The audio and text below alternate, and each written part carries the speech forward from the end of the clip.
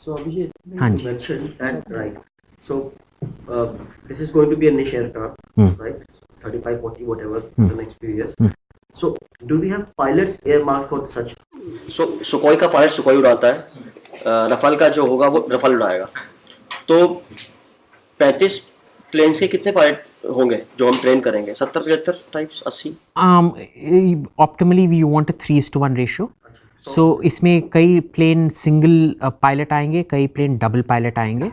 तो total number of pilots multiplied by 3, that is the optimal ratio you want to maintain. So yeah, so is it still going to be that difficult?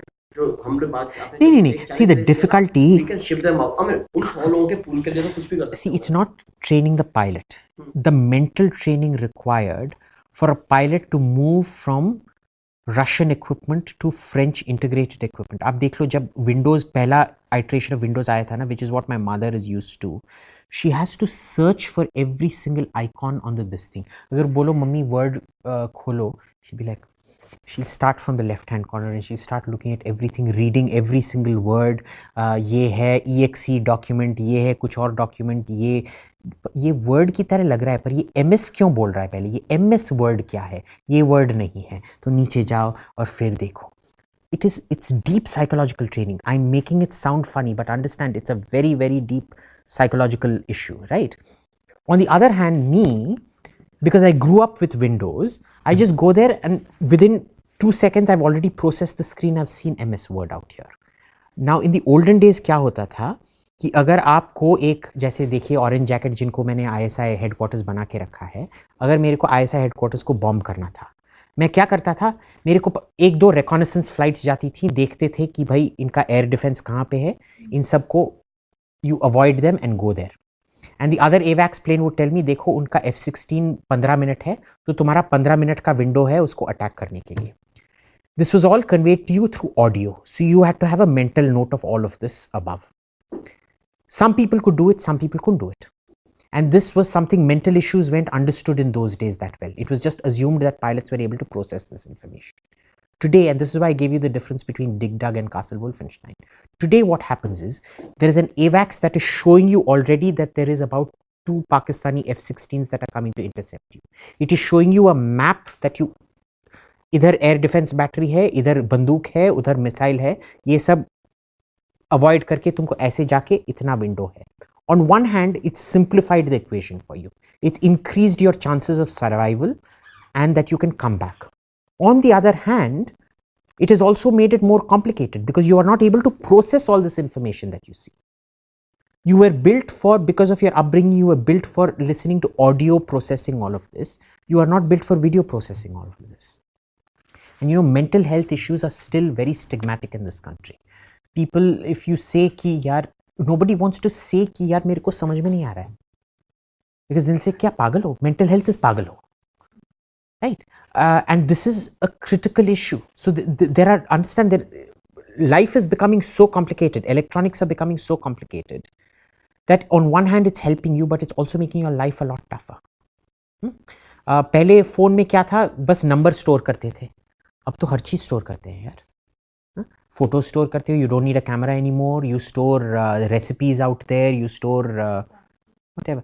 That is the training that I'm talking about. It's not so simple as can we train the pilots. The problem is we're refusing to acknowledge that some pilots may have a problem with processing the audiovisual inputs out there. Okay. So given our constraints जो है हमारे और long term है, time लगेगा, तो what could be a go to approach? क्या होना चाहिए? Simplification of some things, DPP and all, you said, because that you argued in your session with Arun Shourie also, I think. There was a long video and I think Arun Shourie was always backing bureaucracy कि bureaucracy का ये follow नहीं किया, वो follow नहीं किया. And Arun, look, the thing about Arun Shourie was he was wrong factually about everything he said. Because every single process in the DPP has been followed to the T. There is not one single process violation. Now you look at the latest thing that has come out in the Hindu, which is the PMO interfered in everything. Now I explained to you what happened with the sovereign guarantee. You are talking about nuclear issues. Yeah, nuclear issues कब से MOD के पर्वे में आए? Huh? When did international trade negotiations come under this thing? When did international antitrust legislation come under the MOD? How can the MOD negotiate on trade? How can the MOD negotiate on civilian nuclear reactors? How can the MOD negotiate for you on other things? It is an interdepartmental thing. Therefore, the PMO is the one that coordinates all the departments. It has to go there. The Hindu Defense Ministry protested against PMO undermining. Now, this is exactly right. Now, here is the thing. This Secretary J.S. Kumar or whatever he is, who Deputy Secretary who wrote this, he's talking about things that are far, far beyond his thing. Sovereign guarantee doesn't come under him. I've told you what the sovereign guarantee's implications was, because it turned into a nuclear negotiation. No, I'll just continue with the question what please ask. Actual minute something or something by S.K. Sharma, Joint Yeah. Not Joint Secretary, Deputy Secretary, who wasn't even part of the negotiations. Is there a parallel negotiation going So on understand, at the level of there is no parallel negotiation. So here's the thing, it is not a parallel negotiation. When you've gotten into things, issues of sovereign guarantee, you have started going way beyond the purvey of your department. The MOD has no authority to negotiate on these other issues, which are all interdepartmental and interlinked. So the PMO had to get involved. So the feeling generally of those who are outside is that this guy has been put up to write such a note. Which is highly likely. Most likely. Now, it can also, now the thing is, we shouldn't fall for conspiracy theories. One, there are two possibilities here. One is that Shiva Kumar has been, or whatever his name was, Mr. Kumar, let's just call him Mr. Kumar, it's so anodyne, and SK Sharma. Mr. Sharma has been put up to this by some parties unknown, saying, ये देखो मैं Eurofighter का दलाल हूँ या मैं Lockheed Martin का दलाल हूँ, मैंने तुमको पैसा दिया है, I have promised you your son a seat in Harvard or something like that, तुम ये चिट्ठी लिखो. This is one explanation. But there is another explanation, that this is a man who is low down in the hierarchy. Deputy Secretary is what? He's 30, early 30s, late 30s maximum, younger than me, who doesn't have a bird's eye view of the situation, who is seeing his turf. अरे मेरा है, मेरे को ये negotiations लिखना है अपने boss के लिए, मेरे को promotion चाहिए. And ये कौन है जो वहाँ वो मेरे को undermine कर रहा है? This happens in the IAS all the time here. Everybody is undermining everybody else. You're perpetually in turf battles with everybody else. You're perpetually trying to undermine everybody or even support everybody, right? But this happens, it is part of the natural process here. Here he sees his particular turf that he is meant to give notes to his joint secretary is being monopolized or undermined by another department. Obviously, he's going to throw a tantrum. Tomorrow, if I find that I'm giving this speech on the Rafale, okay? If Rahul suddenly butts in and starts giving clarification, I'll be like, see Rahul, you know, your intervention is very dangerous. It has undermined the entire argument. I think Mr. Chairman here should immediately reprimand him and shut him down. It's like classroom, yeah. I mean, we never really grow out of classrooms, right? It's like, miss, isne mera ye chori kar liya. That's exactly what's happening out here. Even though it isn't, वो बच्चे के voice में नहीं बोल रहा है. It's the same thing as miss, उसने मेरा चोरी कर लिया. Homework चोरी कर लिया. In that, something more worrying in this minute sheet or the internal note is that gentleman wrote, S.K. Sharma wrote that. But what is surprising is JS conquered, thereafter Secretary also just conquered. That is So what is there is a worrying. problem with bureaucratic process, that once a dissent has been put, you can't just run roughshod over it. It has to seem to, for example, I'm going to give you probably an inappropriate example. Say it's a sexual harassment case. Now, you may even have a video recording showing that said harassment did not take place. But it has to go through the entire process of setting up a Vishaka committee. The hearings have to be had. Everything has to go through. You can't just say summarily, "Maine kuch nahi karne wala hu." So it then has to go to JS. JS say additional secretary jayega. Additional secretary jayega. Finally, it goes to the minister, who then takes the call and says it has to follow every dissent, has to be heard out at every level of government, and they have to. Yeah. They have to. That I understand. But what I don't know why the word dissent is being used, because that particular wording, it says that there appears to be a parallel negotiation going on at the level of the PMO. And he has simply asked, how is that going to affect our negotiation, which is the authorized, I think, under No. Today, in the note that has been released today, he says it is negatively affecting, and he even gives an example of it negatively affecting. And he cites the sovereign guarantee very specifically. And it shows you what it shows you. The only thing that this piece of paper shows you is that Mr. Sharma is so junior, he has no bird's eye view, he has no understanding of the interdepartmental implications that a negotiation like this has, and he's basically a spoiled little brat crying, "Mummy, mummy, isne mera khana chura liya." That's all. All this is. The Hindu's headline is, "Mummy, mummy, isne mera khana chura liya." Full stop.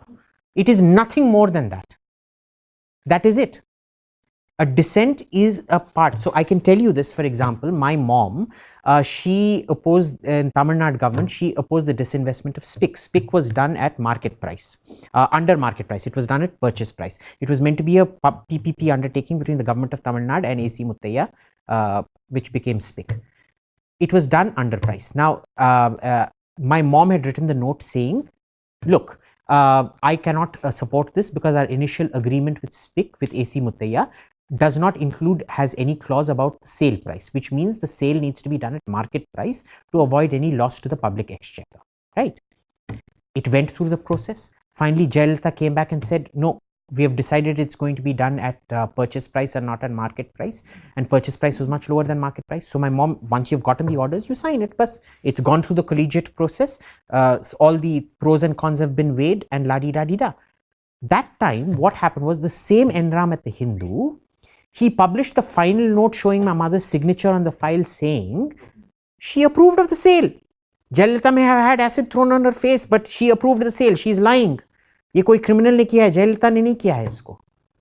Then finally my mom had to release the whole tranche including the dissent note. So in 1992 में a dissent note wasn't a scam according to Enram.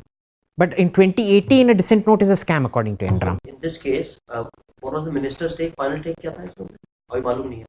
No, the minister said, look, you are over, he says very specifically, Manohar Parrikar says, you are overreacting, which is accurate. He is completely overreacting. It's like a child throwing a tantrum. He is overreacting. Ask the JS to coordinate with the PMO, which is what you do, which is basically telling the JS, यार देखो कैसे बच्चों को पाल रखा है तुमने. ये maths समझता है पर अंग्रेजी नहीं समझता है, हिंदी नहीं समझता है, इसको इसके टीचर को जाके बोलो, इसको थोड़ा रेमिडियल क्लासेस दे इसमें उसमें, so that he understands. Coordinate. What a slightly different angle of it. हाँ When जी. I was talking to the JS and the secretary agreed to that. What another possibility is that it is not the DS, deputy secretary who really initiated it on his own. It could be on the behest of the higher officials. No proof. Yeah, absolutely no proof. So unfortunately saying that somebody else engineered that dissent note, it's as problematic as saying Rafale mein scam hua hai.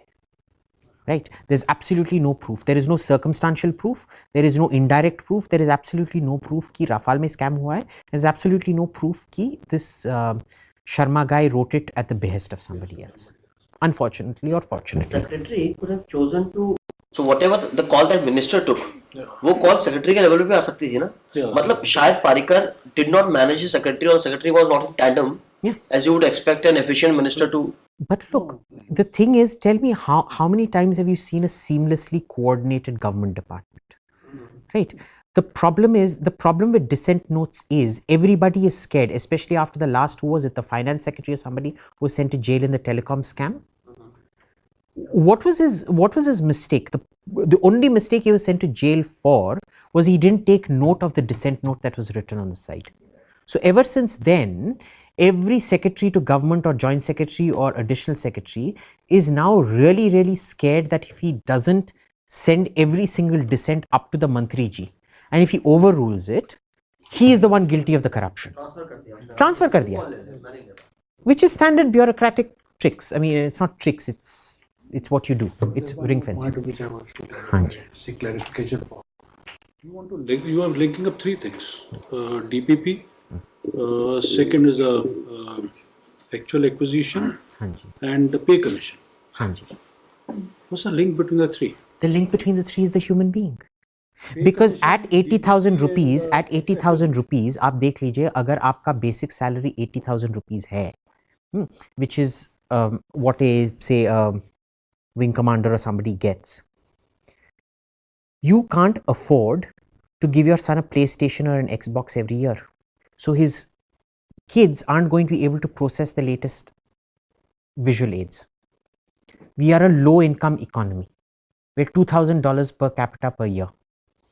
At that level, so the point I was making here is between the DPP and the Pay Commission, you are trying to match a first world platform that is suited to first world education with a third world air force in a third world country with a third world education, which is low on computers, it is low on technology, it is highly problematic because technology rewires our mind in different ways. The kids today don't have, it is a huge problem. Now, I think you have a very valid point here. It is a fact that our input material for the defense forces is far below the requirement of quality and technology. I think you're 100% on spot for this. Absolutely. Sir, I have trained a number of, yeah, I've been basic battalions. I've been in basic battalion, I've been in the army, we have all been there, and we know what, sir, we know what the input is. You have to train those guys, they're coming directly from the villages, and even officers who come,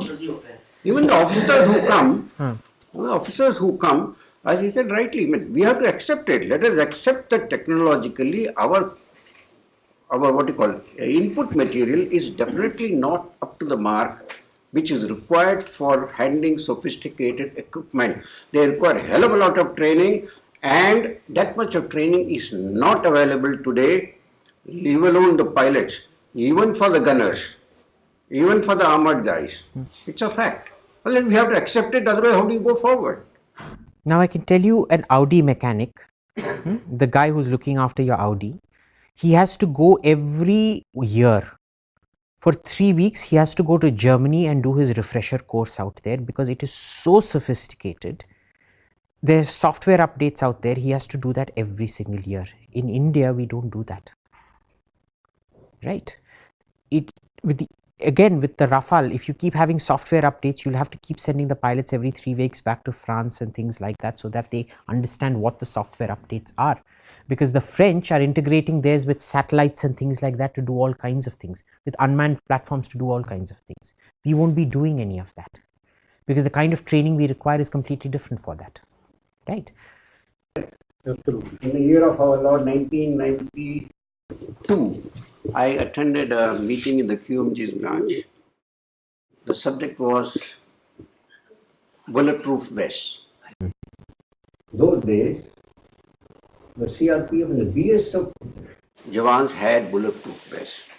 So we were discussing. There was only one person, one firm in Hyderabad. I think that Metal Corporation. What is that? Metallurgical Mishra Dhatu Nigam, who were manufacturing plates. Each plate was about an inch thick, and one in the front and one in the back. They were supposed to be covered in cloth, and it was weighing about 5 kilos. And the army was very keen to get hold of those. At least he said, 5,000 to de do hame, Srinagar mein hame chahiye, we require it for J&K. All right. That is, I'm talking about 1991-92 when I attended. Yesterday, and I have been dealing with this bulletproof vest all through my service. Yesterday was a beautiful article saying that the army is very happy that 8,000 vests are being procured by DPP. Our requirement is about 1 lakh plus. We are happy to procure 8,000 vests from abroad today. We still have not been able to procure bulletproof vests of the required quality. We still haven't got them. Now, can I tell you, MDU is a classic example. It's called Mohan Kumar, MKU, Mohan Kumar Udyog. How many of you have heard of Mohan Kumar Udyog? Nobody. And yet, it is India's biggest defense manufacturer. He is producing armored hulls for the German Navy. Imagine Germany, a country, Hitler gave a speech, that German youth should be like Kruppstahl, like Krupp steel. Krupp was the byword for military grade steel. Imagine Germany is outsourcing its metal building to an Indian company called MKU that none of you have heard of.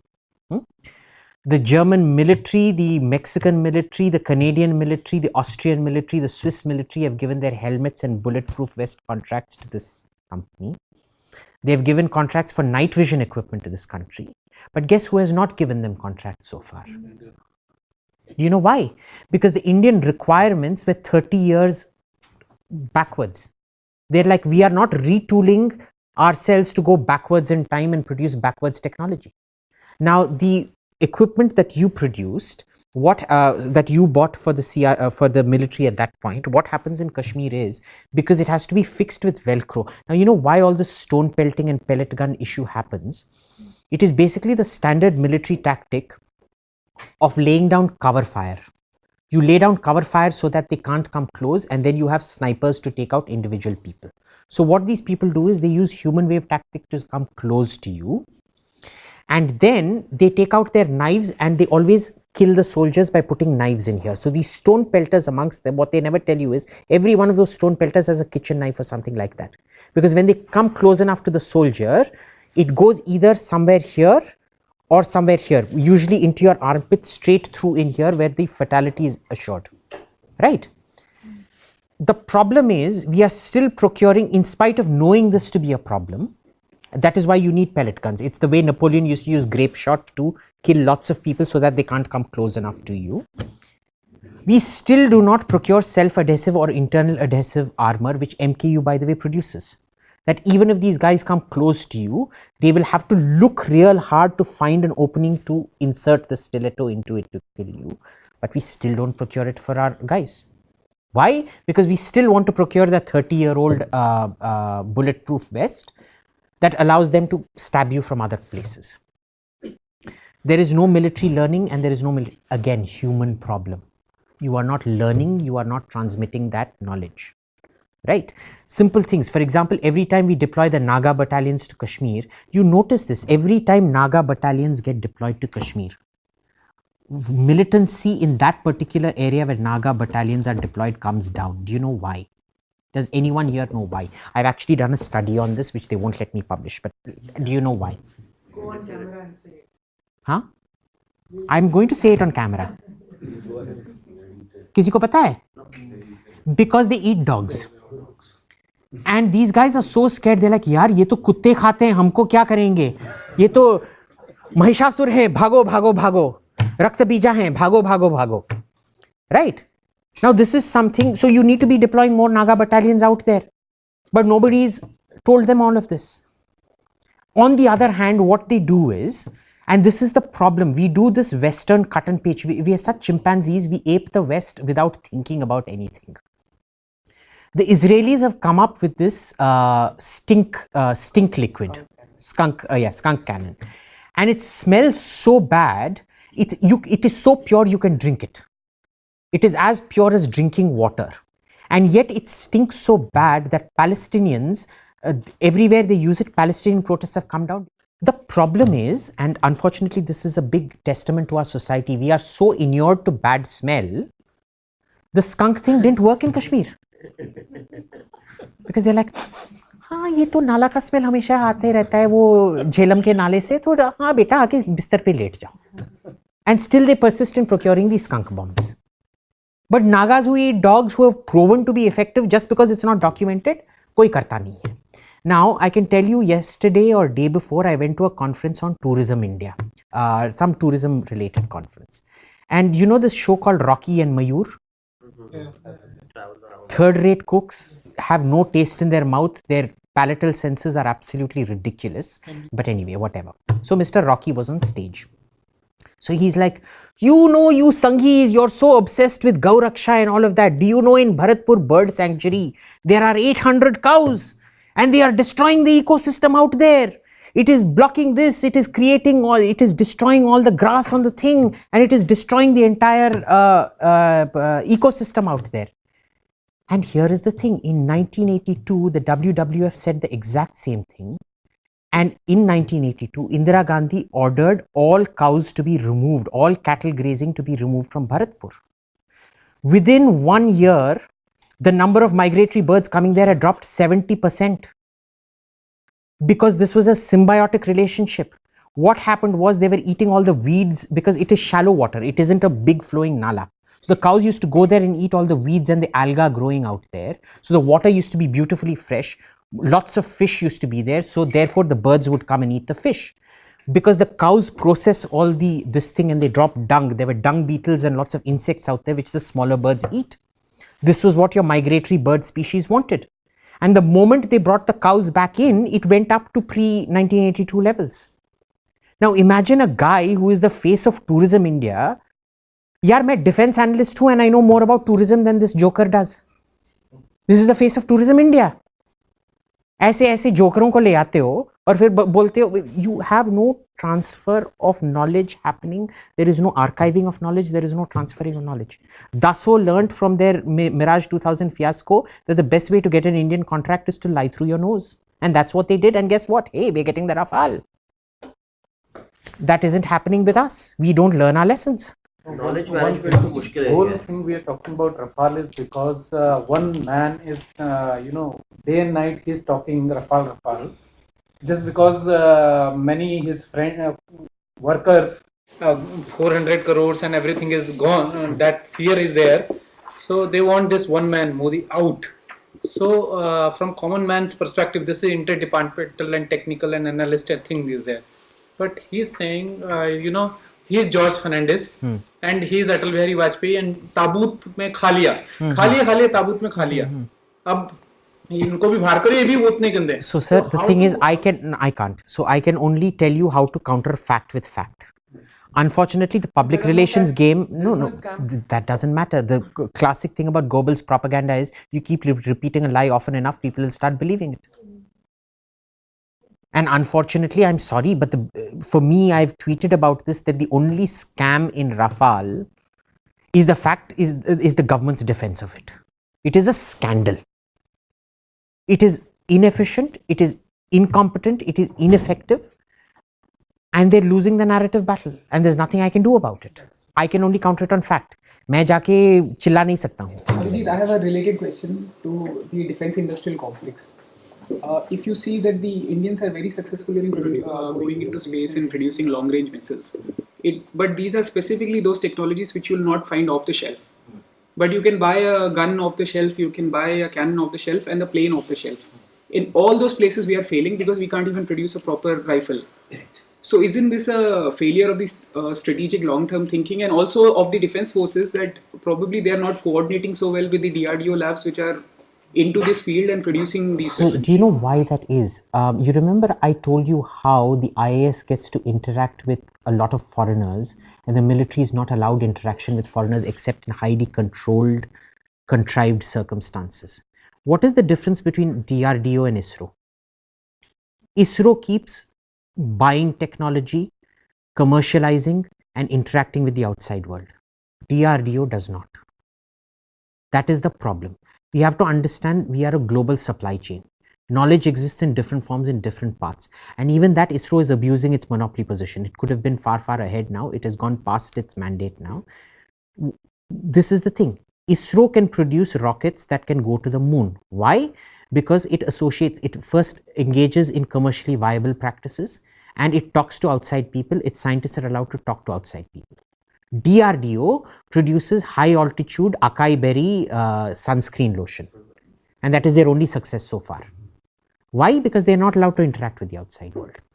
So sorry, let me just finish that. It is a question of one, being commercially viable, commercializing your product, becoming a market success, and most importantly, interacting with the outside world. If you think you can develop everything by yourself, you are sadly mistaken. That is not how things happen anymore. And the reason I quoted that Boeing example of 70 to 90% is that DRDO needs to realize if a country like America can no longer produce a fighter by itself, can no longer produce a submarine by itself, who the hell are we to be able to do that? It just doesn't happen. It cannot happen. It defies. You can produce a 1970s model plane today, but you can't produce even a 1980s model plane today as one country. It has to be a multi-country effort. The F-35 today is how many countries? 25 countries involved in it. That is what you need. Communication, remember, human problem. This is all a human problem that we're talking about. We don't understand industrial ecosystems. Our education deficit is coming home to roost now. right? Systems integration to get all those things to talk to each other is a subject we don't even teach in school. Even in advanced universities, we don't teach it. So if you're not teaching it, how or with what confidence did you enter a contract that you said you will integrate a Russian radar with an Israeli jammer? Oh, I have this question specifically because I spoke to somebody in the DRDO and they said कि जब आप army के साथ collaborate करते हो वो कहते हैं हमें ये चाहिए तो कहेंगे टैंक बना रहे हो ये भी डाल दो ये भी डाल दो ये भी डाल दो हर जगह से सब कुछ डाल दो फिर वो इतना भारी हो जाता है like the Arjun tank is I think 10 to 15 tons heavier than the See, here's the thing. This is complete hogwash. ठीक है ना? See, the point here is you told them कि सर आपने मेरे को टैंक बनाने को बोला, मैं 1 साल में बनाऊंगा, ठीक है? तुम्हारे को 10 साल लगा है. 10 साल में 100 different things have come that you can put on tanks. So what is the army meant to do?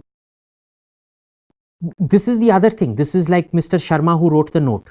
Externalizing all the problems. मैंने नहीं किया मिस, मैंने नहीं किया, उसने वो किया था, उसका लंच उसने चोरी किया था, मैंने नहीं किया था, मैं तो I am the Virgin Mary.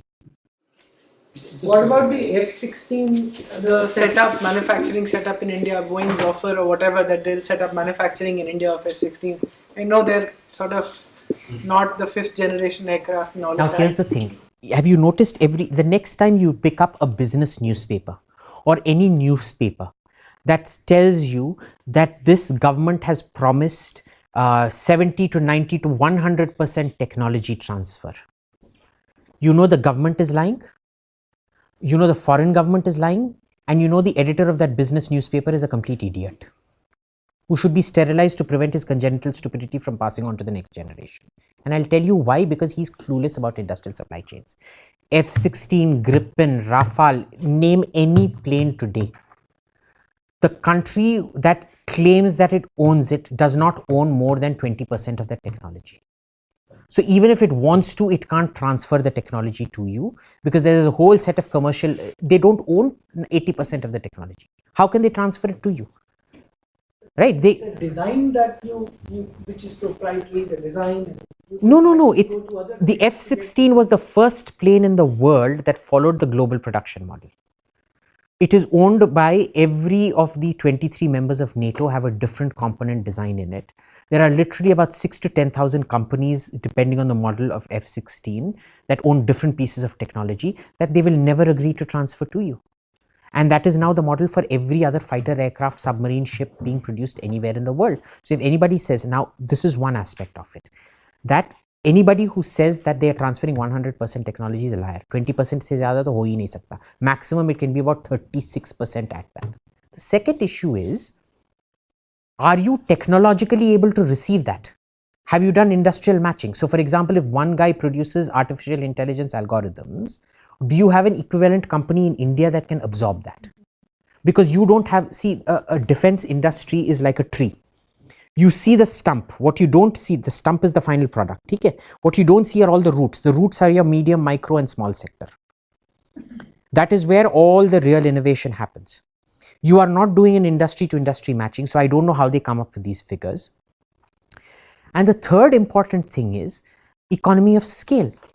How do you think that a pre-industrial society like India somehow has this rich and vibrant industrial ecosystem that you are able to absorb the entire technology product of 23 different Western countries whose per capita income and therefore quality control mechanisms are something to what, $40,000 per capita. That is how much a quality control manager gets paid in, say, Sweden or something like that. Here he gets paid $2,000 a year. How are you matching these skill sets? How do you think you have such a pre-industrial society cannot have such a vibrant ecosystem? You don't have the industrial capacity to absorb it. You don't have the human capacity to absorb it. Economies of scale dictate against it. Because see, for example, in the F-16, the glass for the targeting devices is made by Carl Zeiss. Now, Carl Zeiss makes most of its money doing commercial binoculars बनाते हैं, ये camera के lens बनाते हैं, phone के camera के lens बनाते हैं, and all that nonsense. This is one more thing where they can manage economies of scale to produce industrial grade optics, right? In India, you're claiming you will set up a factory just to manufacture this with absolutely no industrial plan to make it financially viable. Are you then also going to get into everything else that makes Carl Zeiss financially viable? Of course not. So when I look at defense reporting in this country or people saying 100% technology transfer, I'm like, anybody tells you anything over 25% technology transfer, take it from me, they are talking through their hat. They don't know what they're talking about. Technology dependent के लिए जब तक R&D यहाँ से हम लोग नहीं करेंगे तब तक कोई सॉल्यूशन नहीं है. चाहे राफेल हो, चाहे न्यूक्लियर रिएक्टर हो, हमको 80s की टेक्नोलॉजी ट्रांसफर कर रहे हैं, कितना कर रहे हैं वो भी हम नहीं जानते. एक खास करके फॉरेन के बारे में जैसे मैं जानता हूँ, उसको रोकने भर के लिए न्यूक्लियर रिएक्टर हमको 80s के यूएस ने यहाँ दे दिए. उसमें भी मैं समझता हूँ कि 30% ही टेक्नोलॉजी ट्रांसफर हुई, बाकी सब चीज हम डिपेंडेंट उन्हीं के ऊपर रहेंगे. तो टेक्नोलॉजी डिपेंडेंट होने के लिए क्या करना पड़ेगा हमको, क्या technology dependent? In this day and age, no country can be technology independent. Technology, even by and large, technology independence is a 1970s to 1980s concept. Today it is impossible. One of the things that is preventing China and America, why are China-America relations so much more stable than America-Russia relationship during the Cold War? Think about it. Why? These are two arch rivals, and China is any day a lot richer than the Soviet Union ever was. Yet, why are you not seeing the level of tension and aggression between these two countries that you used to see during the Cold War? They can't survive without each other. China produces 80% of the rare earths produced, which is what your information technologies drives on, molybdenum and things like that, all come from China. You can't do without it. Even the word technology independence is obsolete. You know, the funny thing is this whole concept of hamara kya tha? Self-reliance. What was the word we used to use, the jargon we used to use? Swadeshi. That itself is the same as the North Korean Juche concept. And North Korea was far ahead. People don't realize this. Everybody makes fun of North Korea. North Korea in the 1970s had the second highest per capita income in Asia after Japan. It was way ahead. It was the success story. South Korea was the failure. It was only in 1979 that South Korea overtook North Korea. Till then, North Korea was your shining example. Why? Because North Korea didn't understand global supply chains. South Korea was integrated into global supply chains. They overtook. The moment the digital revolution happens in 1980 and the information revolution starts in 1990, you start into globalization. The whole nature of industrialization changes. Right? So, when somebody says technology independence to me, that is as much of a disaster formula as Juche is for North Korea. अगर आपको famine में मरना है और you want to have stunting, and by the way 33% of the Indian population is stunted and has serious protein deficiency. That's a different matter, we'll get to that later. But maybe another Srijan talk sometime on food security in this country. Very, very, very dangerous concept. Please, when you get into defense, stop thinking about technology independence. It is not happening. It is simply not happening. Even America can't afford to do that anymore. Right? America today is indebted. If China imposes a total ban on technology going to America, you won't see the effects right now, but in about 10 years, you will begin to see the effects. And similarly, China can't do without American technology. Which is why it will always act, which is why you will prevent major scale flare-ups. This is why India wanted to do most favored nation status to Pakistan. You know, that document was so extensive, we combed through every single Fauji Foundation industry and we said, dekho, Fauji Foundation se ye kharido. So you incentivize Pakistan's military in India's economic growth so that they will prevent this thing. And the Pakistanis knew exactly what we were trying to do, and they said, no, we're not giving you most favored nation status. China didn't make that mistake. China likes money. The Chinese love money. Okay? For them, money comes first. Har cheez, principles are negotiable, money is not negotiable. Okay? That is what Mao Zedong said. Remember, it doesn't matter if the cat's black or white as long as it catches mice. Usko bas चूहा खाना है. तुम बिल्ली लो, कुत्ता लो, cockroach लो, अगर cockroach है तुम्हारे पास जो चूहा खाता है, वो भी ले आओ, मैं हैप्पीली कर दूंगा. Have you ever seen the Chinese have one thing? Na? You never. The only thing you don't eat is what you eat anything that turns its back to the sun. So only a human being cannot be eaten. Other than that, everything else can be eaten. Highly practical people. Be Chinese. Everybody be Chinese. Technology dependence. No talk of technology independence, sir. Technology independence will make you like North Korea. I don't want to become like North Korea. इस country का defence procurement most efficient and least corrupt है, वो हमसे क्या different करते हैं? It doesn't exist. There is no such thing as a uncorrupt.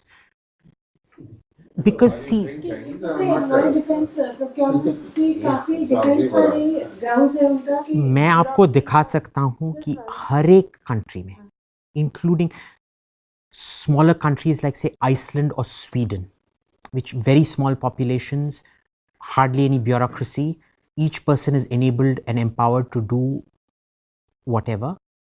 Even their incompetence and corruption and inefficiency happens. Kyun? Because it's based on the human being. You can't bypass the human being. And human beings cannot be perfect. Remember, the human being is the center of national security.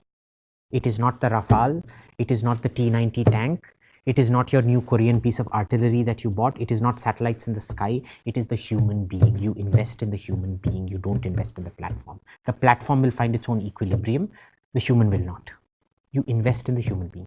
There is no such thing as a efficient, not corrupt procurement. I would say the Scandinavian countries, but the problem there is because they're so bogged down in socialism, it is fundamentally industrially inefficient. जैसे हमारे यहाँ defence काफी सारे defence वालों का एक ground रहता है कि ब्यूरोक्रेसी की डिस्प्रपोर्शनेट इन्वॉल्वमेंट है प्रोक्योरमेंट में और डिफेंस की फीस सेम ही है. So is this legitimate? No. Or It is and it isn't. It isn't, I'll tell you why. Because the military requirement for the Sukhoi, for example, which is one of the biggest flying disasters around, was made by the military. They thought they could integrate Eastern platform with Western electronics. Right? These, my latest joke was this new armored personnel, the infantry combat vehicle, which is basically, think of it as a light tank with a machine gun turret on top of it. The joke was that they wanted it to do everything including fly in the sky for 1000 kilometers. ये क्या करते हैं? Cut and paste करते हैं. ओह, मैंने ये magazine देखा, ये वाला बहुत अच्छा है, इसमें वो twisting headlight. You know how you have these fantasies about यार मेरे को जर्मन गाड़ी खरीदनी है, वो BMW का हेडलाइट बहुत अच्छा है, पर वो मर्सिडीज़ का वो जो 3 पॉइंट स्टार है ना वो भी बहुत अच्छा है, पर ऑडी का जो हेड्स अप डिस्प्ले वो बहुत अच्छा है, पर इसका जो exhaust pipe. So you know it's like jigsaw puzzle. But unfortunately, if you buy an Audi, only buy an Audi. You'll get all the faults with it. There is no such thing as an efficient system. You can't legislate your way out of it. This is thinking that the defense procurement manual can be so perfect that it compensates for human inefficiency. It can't. Even Sweden, Iceland, Switzerland, not Iceland doesn't even have a military. Say Luxembourg, for example. Luxembourg is what? $80,000 per capita income. Norway is almost $100,000 per capita per income. Even they can't make it not corrupt, not or 100% efficient. It is impossible. Don't aim for goals that can't be achieved. Always accept कि corruption होने वाला है, थोड़ा spying होने वाला है, थोड़ा inefficiency होने वाला है. There is no limit to human stupidity, ना? Look at Rahul Gandhi. ज़्यादा से होती तो कम corruption होती, bureaucracy ज़्यादा करता, ऐसा तो कुछ नहीं. Unfortunately not. Even in America, you look at how many defense officials, you know, in the American nuclear program, 2% of that program is sacked every year for corruption or failure. 2% of the work of the military nuclear establishment is sacked every year as part of their personnel reliability program. And they have a very good reliability program because they see, how did this fellow afford a Volvo? We don't pay him enough to afford a Volvo. He can only afford a Hyundai. Sacking offense. They won't have any proof, but they're like, well, you've clearly got other sources of income that you're not telling us about. One form, that means you're leveraged out. Sack. If a guy gets too many parking tickets, he's sacked. Why? Because if you are playing hard and fast with one set of rules, the chances are, human psychology is, then you're playing hard and fast with all rules. You're a congenital habitual speeder, which means you are also making shortcuts in the nuclear program. You will get removed for that. It doesn't exist. How do they find 2% every year? Theoretically, if you go by the most efficient system, एक बार से सब उसके बाद perfect होना चाहिए ना. And yet they find 2% every year. It's not a mandatory quota, but they manage to fill the quota of sacking 2% every year. And